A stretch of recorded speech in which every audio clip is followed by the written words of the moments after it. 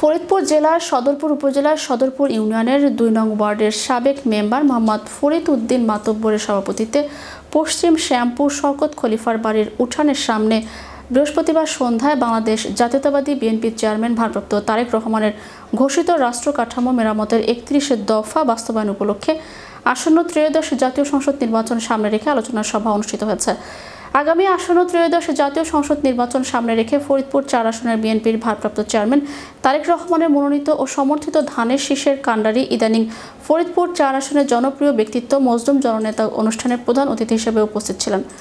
বাংলাদেশ জাতীয়তাবাদী কৃষক দলের কেন্দ্রীয় কমিটির সাধারণ সম্পাদক মোহাম্মদ শহীদুল ইসলাম খান বাবুল, সদরপুর উপজেলার বিএনপির আহ্বায়ক কাজী বদরুজ্জামান বদু কাজী, সদস্য সচিব কবির মোল্লা, সদরপুর উপজেলার বিএনপির যুগ্ম আহ্বায়ক KM আবু সাইদ, তানজিমুল হাসান কায়েস, মাসুদ রানা, সাত্তার মাস্টার সহ অনেকে বক্তব্য রাখেন এবং সদরপুর উপজেলার অঙ্গ সংগঠনের নেতাকর্মীরা সন্ধ্যায় উঠান বৈঠক অনুষ্ঠানে উপস্থিত ছিলেন। ঐতিহ্যবাহী গ্রাম, একটা গ্রামে 2টা সেন্টার, পূর্ব সম্পদ এবং পশ্চিম সম্পদ।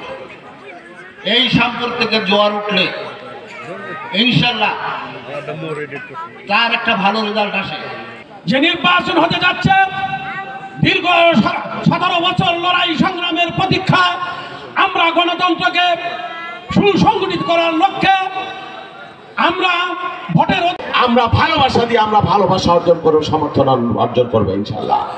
আপনারা এই পশ্চিম শ্যামপুরের মানুষ, আমি আপনাদেরকে আপনজন মনে করি, আমার এই এলাকা একটা সবচেয়ে দুর্ভেদ্য ঘাঁটি মনে করি।